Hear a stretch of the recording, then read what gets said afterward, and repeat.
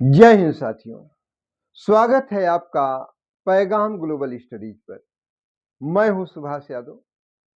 आज हम लोग हिंदू धर्म से संबंधित जो कानून की पुस्तकें हैं उन पर चर्चा करेंगे। हाँ, ये गौरतलब है कि जो पिछला वीडियो मैंने दिया था वह मनुस्मृति पर दिया था, जिसका समय लगभग 200 ईसा पूर्व से 200 ईस्वी के दरमियान है।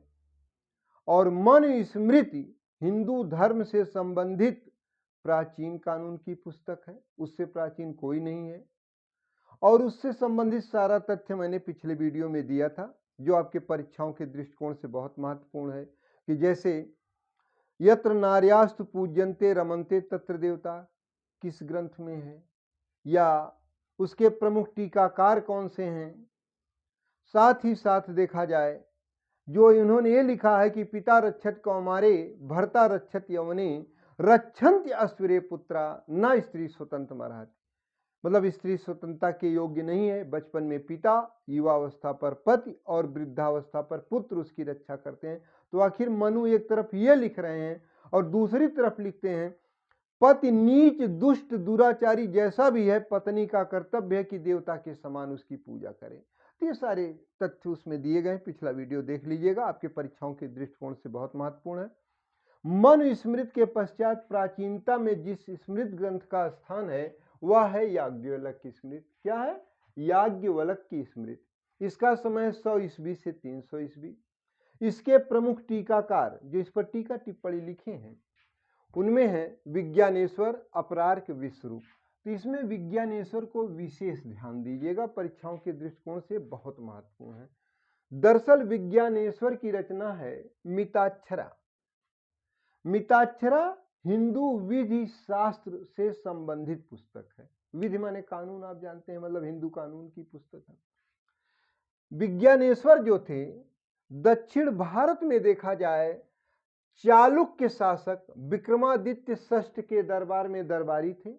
मतलब विक्रमादित्य नाम का जो 6वां शासक हुआ था उसके दरबार में दरबारी थे, और उसके मंत्री परिषद में भी ये सम्मिलित थे, तो मंत्री भी थे। तो यहां मैंने सीधे सीधे विक्रमादित्य का दरबारी दे दिया है चालुक्य नरेश, तो आप ये समझ जाइएगा। ओके, आगे देखें। याज्ञवल्क्य की स्मृति में कहा गया है पुत्र को पिता की संपत्ति पर जन्मना अधिकार है। यानी जो मनुस्मृति में कहा गया तो वही याज्ञवल्क्य भी दोहराते हैं कि पिता की संपत्ति पर पुत्र को जन्मना अधिकार है।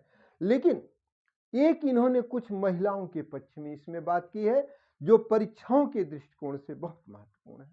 वो ये है कि अगर कोई महिला है, उसका पति मर गया और उसके कोई संतान नहीं है, तो पति की चल और अचल संपत्ति की उत्तराधिकारी उसकी पत्नी होगी। चल मतलब जिसमें आपका धन वगैरह आता है, सिक्के आते हैं, जेवर आता है, ये सब चल। अचल जो चल ना सके, यानी मकान है, खेत है, यानी जमीन संबंधित। इसको शार्ट में कहा जाता है, एक लाइन में मैं कह दे रहा हूं, अपुत्र पति की मृत्यु हो जाने पर उसकी चल और अचल संपत्ति की उत्तराधिकारी उसकी विधवा पत्नी होगी।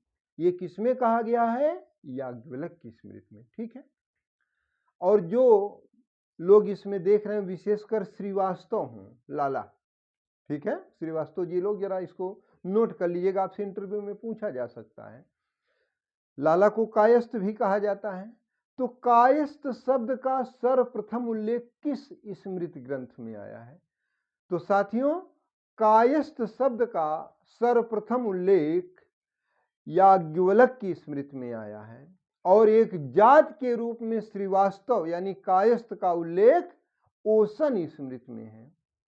क्लियर? कायस्थ का उल्लेख सबसे पहले किस स्मृति ग्रंथ में है? याज्ञवल्क्य। और जात के रूप में ओशन स्मृति में। अपरार की बात किया जाती है, शिलाहार के राजा थे। विश्वरूप की बात किया जाए तो इन लोगों की कुछ खास रचनाएं नहीं है जो आपकी परीक्षाओं में पूछी जाए या मैं यहां लिखूं। ठीक है, क्लियर। अगला देखिए कौन सी स्मृति ग्रंथ है? नारद स्मृति। नारद स्मृति का समय है लगभग 300 ईस्वी से 400 ईस्वी। नारद स्मृति में गुप्तकालीन जानकारियां मिलती हैं। गुप्त काल का समय कब से कब तक है? 319 ईस्वी से 550 ईस्वी, मतलब गुप्तकालीन समाज की जानकारी मिल रही है, वर्ण व्यवस्था की जानकारी, जो उस समय के कानून थे, तमाम चीजों को इसमें समाहित किया गया। मतलब कुल मिलाकर नारद स्मृति गुप्तकालीन रचना है। इसमें 15 प्रकार के दासों का वर्णन है। कितने प्रकार के? 15 प्रकार के, जो गुलाम हो जाते थे। तो यहाँ प्रकार से तात्पर्य यहाँ बहुत डिटेल बताना नहीं है। मेन आपकी परीक्षाओं को ध्यान में रखकर, विशेषकर पीजीटी टीजीटी को, उन्हीं तथ्यों पर मैं आपको ये सारा मैटर उपलब्ध करा रहा हूं, मटेरियल। ठीक है, लेकिन अब परीक्षा के दृष्टिकोण से जो महत्वपूर्ण है, दासता से मुक्ति का प्रावधान का वर्णन नारद स्मृति में है। एक तो ये हो गया कि दासता से कोई व्यक्ति मुक्त हो सकता है, इसमें कुछ प्रावधान दिए गए हैं। अब अगला जो खास है, कोई भी महिला है वह दूसरा विवाह किन परिस्थितियों में कर सकती, इसका वर्णन है। तो देखिए लिखा गया ना, स्त्री को द्वितीय विवाह करने का अधिकार दिया गया है। उसके लिए शर्त क्या है? पहला, पति नपुंसक हो, यानी पति में संतान उत्पन्न करने की क्षमता नहीं है तो महिला उसे छोड़ सकती है, दूसरा विवाह कर सकती है। दूसरा, जाति से पतित हो गया हो, यानी उसने कुछ ऐसा कार्य कर दिया है जो समाज में अमान्य है, तो महिला उसे छोड़ करके दूसरा विवाह कर सकती है। तीसरा, प्रव्रजित हो गया हो, रोजी रोटी की तलाश में विदेश चला गया है कमाने, 4-6 साल हो गया, पता ही नहीं है कुछ कहाँ है, ना कोई खत ना कुछ, तो ऐसी परिस्थिति में महिला को द्वितीय विवाह का अधिकार प्रदान किया गया है नारद स्मृति में। और चौथा, यदि पति की मृत्यु हो गई तो भाई अब पत्नी का सहारा आगे कौन हो, इसीलिए वो दूसरा विवाह कर सकती है। क्योंकि ये भेड़िया रूपी जो समाज है, इसमें एक महिला कितनी भी योग्य हो, अकेले नहीं रह सकती बिना पति के, क्योंकि ये उसे जीने नहीं देगा। खैर चलिए साहब, अगला लास्ट देखिए, देवल स्मृति। देवल स्मृति का समय है लगभग 650 ईस्वी से 1000 ईस्वी।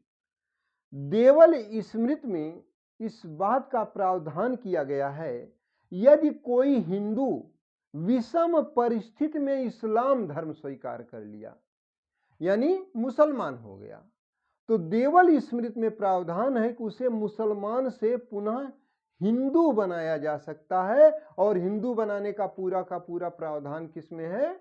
देवल स्मृति में है।